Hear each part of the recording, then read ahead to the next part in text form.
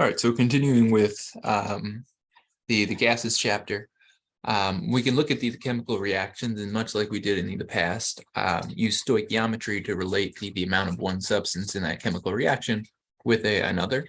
It's just in some cases when we're looking at reactions that involve gases, we may need to use the ideal gas law to determine how many moles of one of those substances we have. And we can look at a few examples for this to see the process, but it's going to be essentially just combining those two things. So using the ideal gas law and then using dimensional analysis using that stoichiometry. But for this question, it says automobile airbags are caused to inflate during a crash by the rapid generation of nitrogen gas from sodium azide. And then it gives us the chemical reaction. So remember, we always need that reaction so we can relate the moles of one substance with another. And then it tells us the airbag is going to have a volume of 36 liters filled to a pressure of 1.15 atmospheres and a temperature of 26 Celsius. How many grams of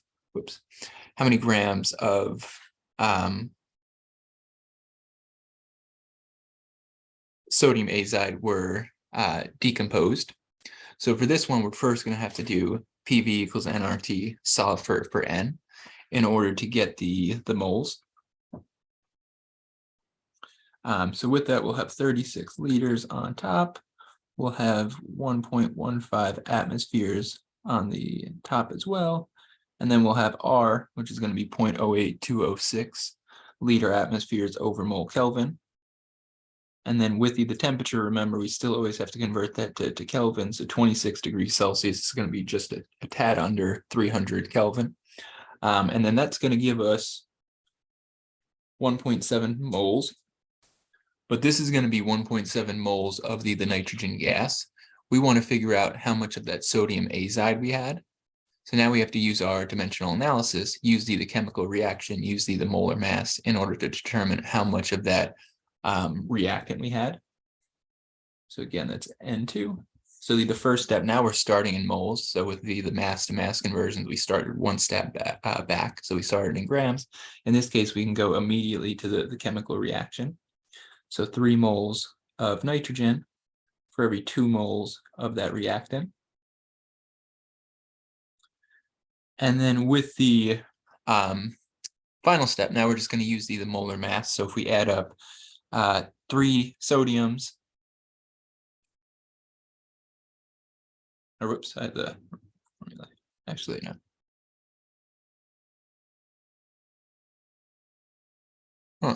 That might be the wrong formula for in the equation. It's balanced correctly, but it seems odd with having sodium +1 and nitrogen typically would be -3. So you'd think it'd be the other way around. But assuming that formula is correct, what we'll see if we add up 3 nitrogens and 1 sodium is going to be 65.02 grams. So again, that might be actually the wrong equation. That might be the formula, but it seems odd with sodium and nitrogen combining in that ratio. Oops, and that was a terrible 65.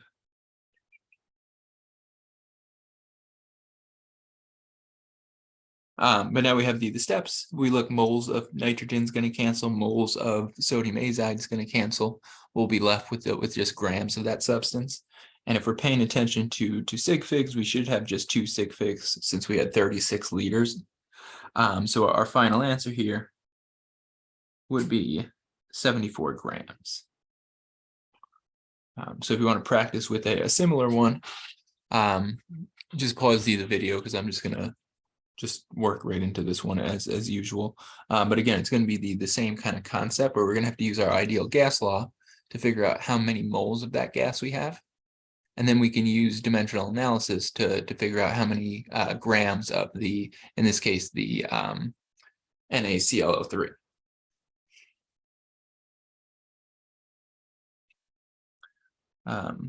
So with it, we're going to be solving not for the sodium chlorate at first. We're going to be solving for oxygen with PV equals nRT. Again, we'll be solving for moles. So we'll have pressure times volume on the top. So we'll have 125 liters times just 1 atmosphere is going to give us 125. And then we'll divide that by R, and then again change the temperature to Kelvin, so 293.15 Kelvin. That's going to give us, what is that, 5.20 moles.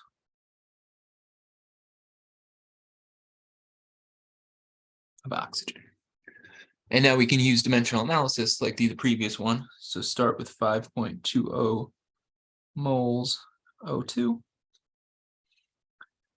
And then in this case, it's going to be a 1-to-1 ratio. So 1 mole of oxygen to 1 mole of sodium chlorate. And with the molar mass of that one, 1 sodium, 1 chlorine, 3 oxygen is going to be 100. Whoops, no, not 120.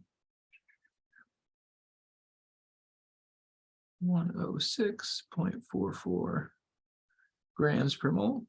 So when we go through and do the calculation here, we're going to get a fairly large number, 553 grams of that sodium chlorate. So again, it's the same idea with the dimensional analysis as the typical stoichiometry mass-to-mass conversions. It's just now we're using the ideal gas law to determine the moles of that first substance rather than the molar mass. But when we're looking at gases, we can also look at the pressure in a mixture. And what we're going to see is that the sum of the pressure of all of those gases is going to be equal to the sum of the individual pressures. So if we look at the bottom there, P total would just be the pressure from the entire mixture of those gases.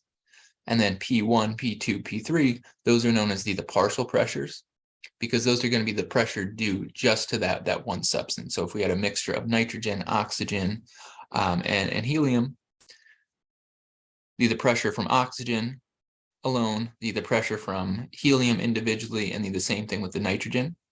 Those three individual pressures would equal the sum, or would equal the pressure of that entire mixture.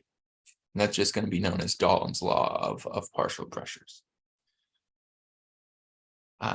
So with the example here, if we want to determine in the case of a mixture of oxygen and methane, if we want to determine the partial pressure of each gas and the total pressure of the entire vessel, what we can do is use the ideal gas law. So we'll have to convert grams to moles, and we could even just plug that into the ideal gas law itself, or we could do it as the first calculation. But we can use the ideal gas law for each of these gases individually to determine the pressure from oxygen, determine the pressure from methane, and those will be the partial pressures. And then we can just add those together to get the total pressure. So if you want to work through this one again, just pause and give yourself the chance to do that. But if we're solving for pressure, we'll rearrange it as nRT divided by V. And if we need N, what we could do is take the mass divided by the molar mass, and we could even just plug that directly into this equation. So for the pressure of oxygen, we could have 6.00 grams, and then we'll have R, and temperature is going to be 273.15 Kelvin. Then we'll have 32 grams per mole. Because again, I'm just doing the mole conversion in the calculation itself. And then with the volume, we're told 15 liters. So when we do that, what we're going to see is that the pressure coming from oxygen, if we pay attention to sig figs, because we only actually have a single sig fig in that temperature, we'll have 0.3 atmosphere. And you can do the same thing for the methane. Of course, you'll plug in 9 grams on top. You'll plug in 16.04 grams on the bottom. And with the methane, what you'll get is a partial pressure of 0.8 atmospheres. So what we're going to see with the total pressure then is just going to be the combination of those two. It's going to be 1.1 atmospheres then. So again, we can use the ideal gas law with a mixture. We can treat each of those gases individually. And then when we have the pressures, we can just add them up to get the total pressure of the combined mixture. And similar to the partial pressure, what we're going to see, or not related, and the reason we see the partial pressure is just kind of what it is going to be related to the mole fraction. And what the mole fraction is, so x1 would just be the mole fraction itself. So for substance 1, and it's just going to be the moles of that substance divided by the total number of moles. So if we had a mixture that had 2 moles of substance 1, and then the total mixture had 4 moles total, we'd have a mole fraction of 0.5 there. And what we can do to solve for the partial pressure of any gas is take that mole fraction and just multiply it by the pressure of the entire mixture.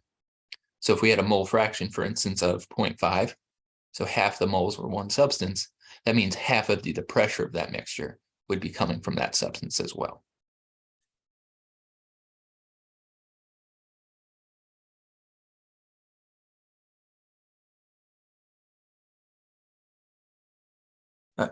So if we look at this example, so from the Voyager 1, scientists have estimated the composition of the atmosphere of Titan, which is Saturn's largest moon. The total pressure on the surface of Titan is 1,220 torr. The atmosphere consists of 82 mole % nitrogen, 12 mole % argon, and 6 mole % methane. Calculate the partial pressure of each of these gases in Titan's atmosphere. So what we're going to be able to do is just take those mole fractions. So P1 is just going to be the mole fraction times the total. So just to see one of them with nitrogen, if we want the partial pressure of nitrogen, we've got a mole fraction of 82%. So we're going to plug in 0.82. Could do 82 over 100 too, or we're just going to move the decimal over 2. And then the total pressure of that system is 1,220 torr. But we want our answer in atmospheres. Oh, actually, it doesn't really matter. Oops. So it just says calculate the partial pressure of each gas in Titan's atmosphere, so it doesn't actually specify the unit. So we could just keep it as torr. So what we're going to see is, oops, and I actually converted it to atmosphere. So let's see what the original one would be. So 82 times, oh, right, 1,000 even. So we're going to see 1,000.4 torr. And then if we wanted to keep track of sig figs, we've got 2 of them. So what we want to do is just change that to 1.0 times 10 to the 3 torr. And then that would be for nitrogen, of course. We could do the same thing for argon and for methane. The only thing that would change is just what we're plugging in for the partial, or the mole fraction, excuse me. But since 82% of the moles were nitrogen, we're going to see 82% of that pressure is going to be coming from nitrogen.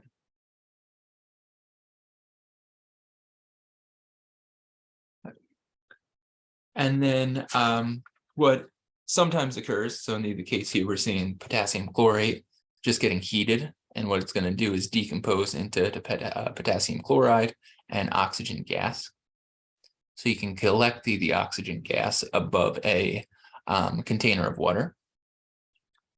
And when you do this, you can use the pressure of that gas and the volume to see how much was actually produced. But when you do that, the container itself isn't just going to be the oxygen gas or whatever gas was created in the reaction. It's actually going to be a mixture of whatever that gas is and then water vapor itself. Because what we're going to see is with the water, there's going to be what's known as vapor pressure. It's going to wind up creating an equilibrium where there's a equal amount of water molecules going from the liquid phase into the gas phase. So we're going to constantly have some amount of that water vapor in the gas phase creating pressure. So when we go to make measurements, we have to subtract that vapor pressure. So depending on what the temperature is, we'll see there's a different vapor pressure above that water. And this occurs with every liquid. We'll see there's a certain amount of pressure there that we'll want to account for when we're doing our calculations. So you can see here with the, and this is for water, we can see the vapor pressure at various temperatures. And you'll see as the temperature goes up, the vapor pressure increases. And the reason for that is because at higher temperatures, we're going to have more evaporation, essentially, more volatilization. So we'll have more of that substance going into the gas phase. So if we have more of that substance, we're going to have more pressure as a result. And with vapor pressure, just in case you're still a little unfamiliar with it, essentially they can measure it by taking a pure liquid, putting it in a closed container, and then just seeing what the resulting pressure is above that liquid. So they give it a little time to reach equilibrium so that the same amount of water or whatever the substance is going from liquid to gas. And then whatever the resulting pressure is at equilibrium is just known as the vapor pressure. So again, we see it increase with temperature here, because as we have higher temperature, we wind up with more of that substance going into the gas phase at equilibrium. And then as a result, we just have more force there. We have a higher pressure because of it. And then also with it, if we look at just one temperature in specific, you'll see at 100 degrees Celsius, the vapor pressure is 760 torr, which is just 1 atmosphere. So the temperature at which the vapor pressure equals the atmospheric pressure, that's going to be where we see the boiling point. So that's why we see it at 100 degrees with water. Okay, but if we look at an example here, and I think this will be the last one we look at. Yeah. So if we look at this example here, a sample of potassium chlorate, so the same thing from the earlier picture, is heated and decomposes to produce oxygen. Gas is collected by water displacement at 26 degrees C. The total volume of the collected gas is 0.250 liters at a pressure of 765 torr. How many moles of oxygen were formed? How many grams of potassium chlorate were decomposed? So for this one, again, we wouldn't want to think about the mixture that we're going to have, because we're going to have the oxygen gas that's produced from the reaction. But since we're collecting that gas above water, we're also going to have the water vapor there. So we're going to need to account for the pressure of that water vapor. And so when we look at it, that's why we have that's why we have the equation here. So in this case, we've got a total pressure of 765. And I'm going to leave off torr just so it's a little bit easier to see what I'm writing here. But with the temperature, 26 degrees C, if we go back to the previous table we have, we're going to see that's a vapor pressure of, what did I have, 25.21 torr. So we're going to see the oxygen then, if we keep a track of sig figs, 740. And then we'll put the 0 there so that the 0 is significant. And that's going to be torr. So if we divide by 760, we'll see that that's going to be 0.974 atmospheres. So that's going to be the pressure we have just from the oxygen gas. So that's going to be the partial pressure of oxygen, so 0.974. And then now that we have the pressure there, what we can do is use the ideal gas law to figure out how many moles that's going to be. So I'm going to erase everything. And I'm actually going to go back then. So we've got 0.974 atmospheres as the pressure. We can do is plug that in. So PV divided by RT. So that'll be a pressure of, again, 0.974 atmospheres that we just solved for. And the reason I converted it to atmospheres is just so that we can use the R value that we typically do, 0.08206 liter atmospheres mole Kelvin. We could keep it in torr if we wanted to. We would just have to adjust the R value accordingly. And then we've got 1/4 of a liter there. So divide by R, divide by the temperature, which is going to be 299.15 Kelvin. And what we're going to see in this case is that means we're going to have, for the oxygen gas, very, very small amounts. So we'll have 0.00992 moles.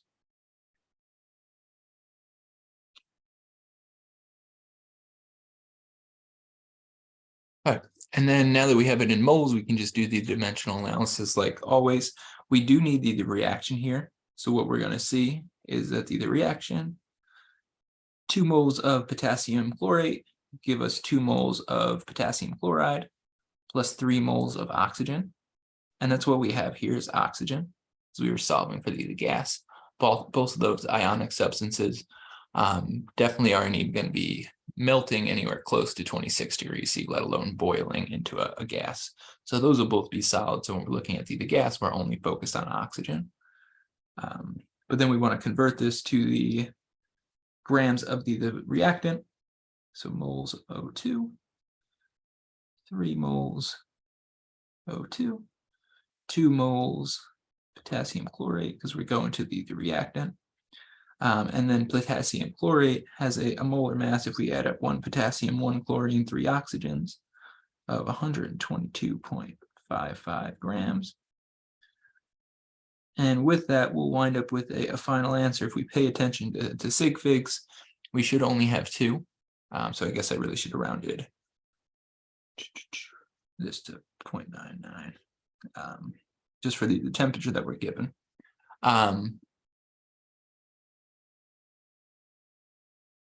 So with our final answer, we're going to have, it may actually be rounded a little different now that I plugged in 0.99.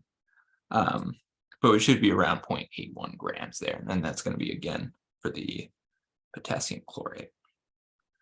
So that'll be where we wrap up this video, but we will have just a little bit left with this chapter where we'll look at the kinetic molecular theory, and then we'll actually see the behavior of real gases.